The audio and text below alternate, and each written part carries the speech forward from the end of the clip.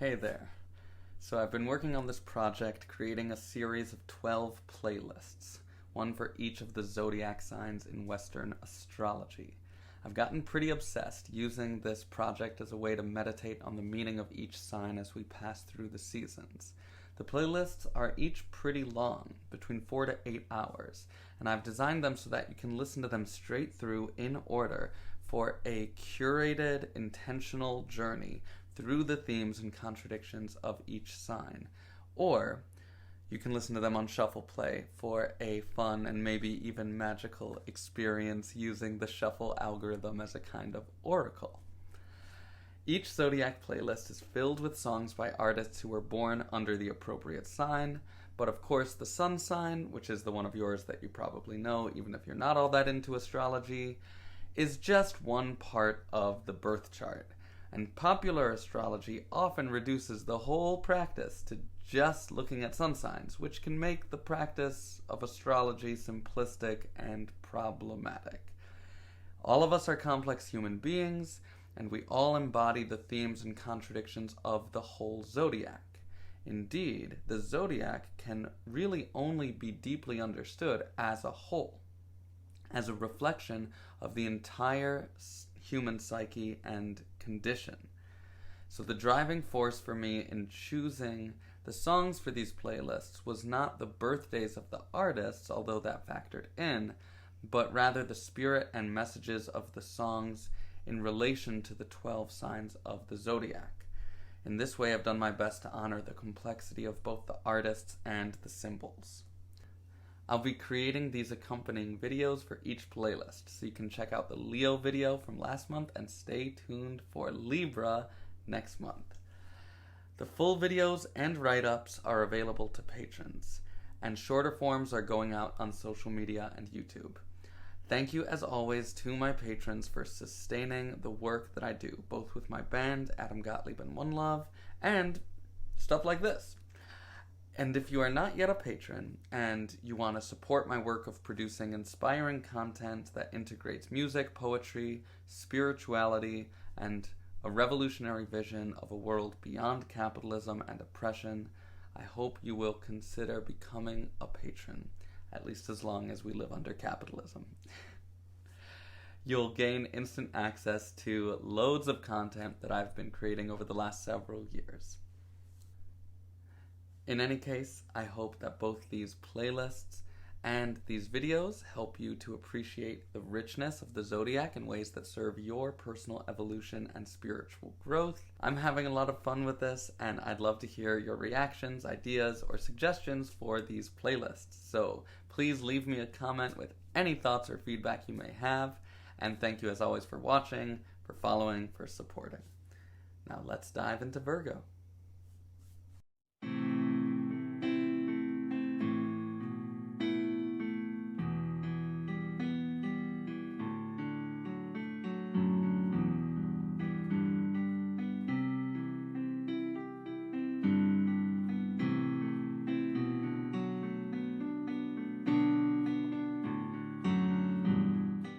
As summer begins to fade and pass away, we are called to be even more present with every passing hour of every passing day, to appreciate the subtle beauties of Earth's rhythms in their fleeting nature, the rising and falling waves of cicada song, the rich aromas of flowering trees, the tastes of freshly harvested tomatoes, cucumbers, peppers.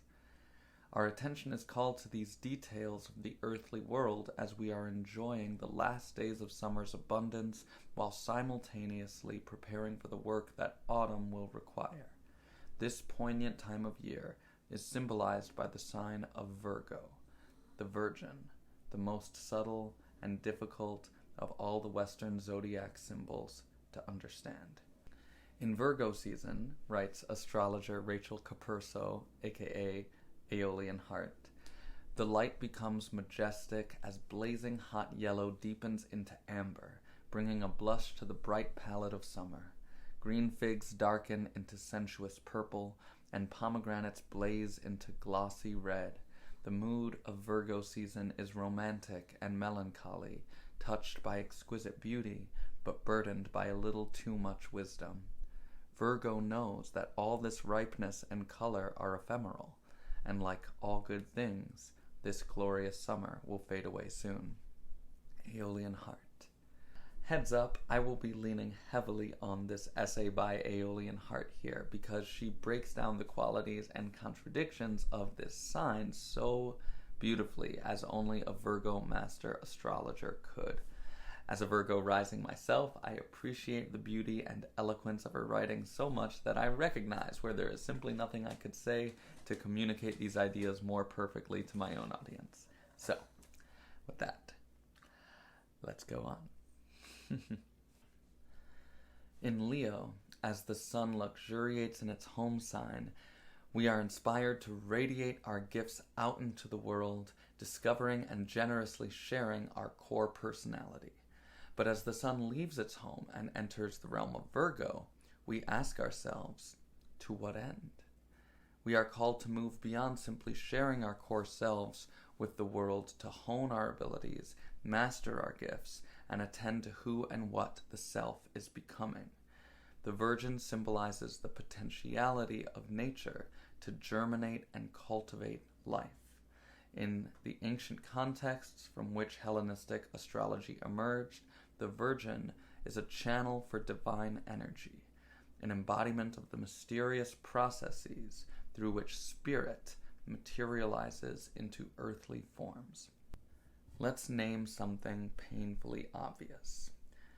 As with so many of our spiritual traditions, Western astrology developed in social contexts defined by oppressive patriarchal systems of rule, and it can be difficult, if not impossible, to separate useful wisdom from this historical baggage, especially as we continue to live in and struggle against a patriarchal world dominated by toxic, sexist, heteronormative, male-centric values.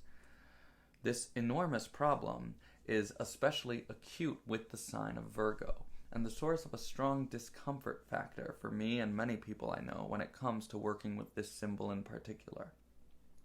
I find it useful to remember that the ancient symbol of the Virgin is actually a form of the goddess, and a holdover from the oldest roots of Hellenistic astrology, which are, as far as I know, primarily Babylonian, but also include Egyptian and other Near Eastern and even Hindu influences. Very generally speaking, ancient goddess traditions are older than the male god traditions that have dominated the world for the last couple thousand years, and correspond to an epoch of human history before agricultural economies, private property, and class-based societies. Here's more context from Aeolian Heart. In the ancient definition, a virgin was a priestess who embodied the wisdom of the earth. Virgins were whole unto themselves and lived to understand the language of nature. Virgins served as vessels of divine order, messengers of uncorrupted wisdom. And where you might guess that Virgo would have a special connection to Venus, the Greco-Roman goddess of love, sex, beauty, fertility, and prosperity, and indeed the symbolism of Virgo relates to many of these same ideas, the god most strongly associated with this sign is Mercury. Mercury, as you may remember, is the central focus of Hermetic tradition, named after Hermes, the Greek form, and the primary deity of magicians, alchemists, healers, scribes, and priests. This is because Mercury, the messenger of the gods, is the element that makes all connections possible, the current that moves between heaven and earth, spirit and matter, potential and reality. The medicine of Virgo, then, teaches us how to live life as a process of purification and refinement. This is why those born under the sign have a reputation for being so picky and critical. But the real archetypal purpose of Virgo is to create health and well-being, weaving human needs and natural forces together with grace and elegance. Only Virgo will do the meticulous work of sorting good seeds from bad seeds to ensure the health of next year's harvest. Anyone who has ever felt the effectiveness of a regular asana yoga practice, what has become known in the Western world simplistically as yoga, or dedicated themselves to learning an instrument or singing or a particular sport or style of dance or cooking or any art form has likely shared the profound embodied experience of working patiently toward an unreachable ideal. The point is not to achieve perfection, that is impossible. The point is rather to strive for perfection through consistent and earnest practice, getting a little closer to the ideal every day. This requires humility, honest self-assessment, and earnest commitment to growth. In the Jewish sacred calendar, Virgo season corresponds to the month of Elul, which is a time of purification leading into the high holidays, when we begin a new year with a recommitment to our vows. When the time comes to renew those vows, we give ourselves advance pardon for breaking them in the very same breath, for we know that we will never be able to live perfect lives. Even so, we believe that the practice of striving to be better makes us holy, day by day, year by year. Stephen Forrest brilliantly trashes the popular astrology trends that so often paint Virgo as a pragmatic but somewhat boring sign, and clarifies why, as he writes, in truth there is no sign more exciting.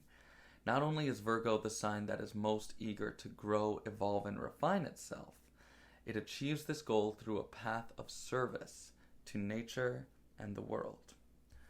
If she is a counselor, she must try to become infinite love and understanding. If she is an artist, she must become a source of flawless beauty. If she is a garbage collector, she must be a symbol of the imperishability of human dignity. And everything else, every other more limited aspect of her consciousness, must fade. The Virgin becomes the service she offers, and as that service grows more perfect, so does she. Two Virgo revolutionary writers who exemplify the best qualities of Virgo within the movement for justice, freedom, and humanity are Brazilian educator Paulo Freire and American activist and facilitator Adrienne Marie Brown. Both of these incredible humans have gifted us with powerful tools for moving through the world in ways that allow new possibilities to emerge through authentic dialogue and relationships with others. They developed these tools not just in theory, but through the process of working with and serving others according to their own practice, or more accurately, their praxis, the dialectical movement between action and reflection. Freire said, "This capacity to begin always anew, to make, to reconstruct, and to not spoil, to refuse to bureaucratize the mind, to understand and to live life as a process, live to become, is something that always accompanied me throughout life." In Emergent Strategy, Adrienne Marie Brown describes the concept of emergence like this: "It is another way of speaking about the connective tissue of all that exists, the way, the Tao, the force, change, goddess, life. Birds flocking, cells splitting, fungi whispering underground. Emergence emphasizes critical connections over critical mass, building authentic relationships, listening with all the senses of the body and the mind." This Virgo season, I have had a series of profound experiences from which I am still learning much about humility, service, communication, and how we can create conditions for new possibilities to emerge between people struggling for liberation. I've been working with comrades from all walks of life to build a community called Rise Uptown, which started as a protest encampment fighting a harmful gentrification project in one of the most culturally rich neighborhoods of Chicago. We occupied a piece of land that used to belong to the only community hospital in the area, but has recently been sold to a national real estate developer, which is now beginning construction on the site of a high-rise luxury apartment building with extremely high rents. After 11 days, police evicted us from the space, arresting 3 of us on charges of criminal trespassing.